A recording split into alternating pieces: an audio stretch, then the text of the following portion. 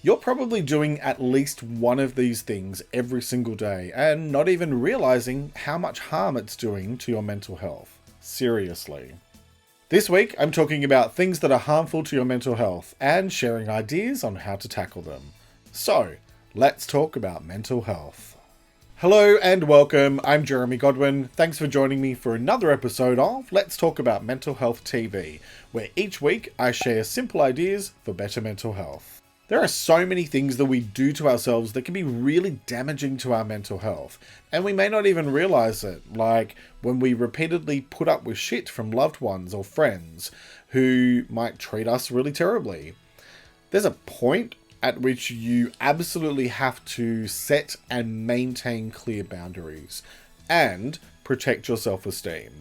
So it's up to you to do that and to prioritize your needs every day. Now that doesn't make you a bad person, and you can do that in a way that does no harm, is kind, and serves to give more than you take. But basically, don't let yourself be treated like shit. And that's pretty much a theme of what you'll be getting from this video today. Now you might feel guilty about that when it comes to family, for example, but let me say this loud and clear. Being related to you does not give anyone the right to do harm to you.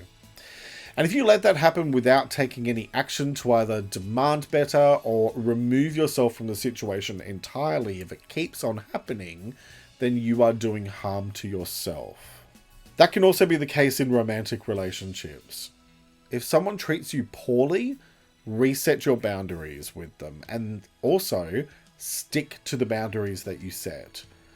If the person does not respect your boundaries, then they're not respecting you. And so, there need to be consequences.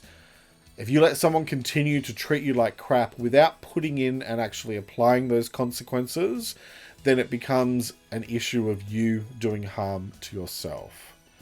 Boundaries are pointless unless you actually put in place some consequences and stick to what you say is going to happen if they're not respected. Now, I talked more about boundaries in episode 53 of the podcast, and you can find it linked in the description below. Speaking of relationships, whether romantic or just friendships and platonic, another way that we do harm to ourselves is when we expect someone to change without first having an honest conversation with them. People can't read your minds, and avoiding confrontation might sound like the easier option, but it does much more harm than good in the long run. Have honest discussions where you need to, and do that in a timely manner, but do it in a way that is fair and kind, and ask questions rather than being confrontational. Being assertive requires a little bit of finesse and a little bit of balance, and in fact I talked about assertiveness back in episode 45 of the podcast, so you might find that episode to be helpful as well. And then the next way that we often do harm to ourselves is when we expect people to change who have already ignored all of our attempts to address issues with them. And I kind of touched on this at the top of the episode. At some point, you need to let go.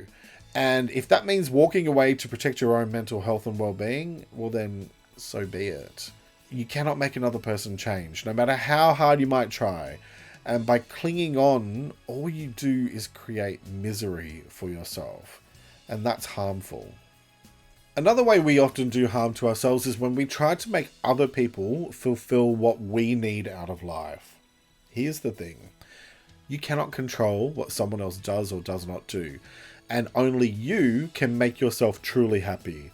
So when you put all of your energy into trying to find happiness from outside of yourself, whether that's with another person or from, likes and follows on social media or whatever, you're actually doing harm to yourself when you look for those external forms of validation. Focus on being happy with yourself first and foremost. Part of that involves not being your own bully. Sometimes the things that we say and do to ourselves are horrifying. And hopefully we'd never do or say any of that stuff to other people. So why do we do it to ourselves? When you call yourself names or you beat yourself up over things that you didn't do well, or even just minor mistakes, you eat away at your self-worth. You are bullying yourself when you do those things, and that does massive harm. I covered self-worth in the podcast in episode 78, and I also covered self-esteem in episode 43. So I'd highly recommend that you check those out for more advice on those subjects, and again, the link is in the description below. Another thing that we often do that is harmful to ourselves is being impatient when we don't magically get immediate results, or when we want to sort of rush through things so that we can just get to the outcome. When you plant a seed, it doesn't just magically grow overnight. It takes time, and it also takes care and attention. So why would you expect one action to do the same thing for you? This is another form of self-bullying. And so the way to deal with it is to focus on patience, which I covered in episode 64 of the podcast. And then the last one that I want to share today is ignoring red flags. I recently saw somewhere red flags mean stop, not proceed with caution. And I could not agree with this statement more. If there are major red flags popping up at work, at home, in your relationship, wherever, pay attention and treat them as serious. Don't give other people multiple chances to do harm to you, because you are worth so much more than that. That doesn't mean that you just cut people loose or you just abandon them if they make one mistake. Please don't cancel people. Give people an opportunity to, have an honest conversation with them, have a fair and objective conversation with them. Give them an opportunity to make things right. But if somebody keeps on treating you like shit over and over and over again, there is a point at which you need to stop. And when there are major red flags, red when you are driving does not mean maybe just go through the intersection after, see if everything's going to be okay. No, red means stop. So stop. Now, I know quite a few of these that I've covered today are pretty tough to talk about, and that's okay. We need to learn to become much more comfortable with having difficult conversations. That's what I do every week in the Let's Talk About Mental Health podcast. And this is an opportunity for you to stop and reflect on what we've talked about in this episode, so that you can identify anywhere in your own life where you might be doing harm to yourself.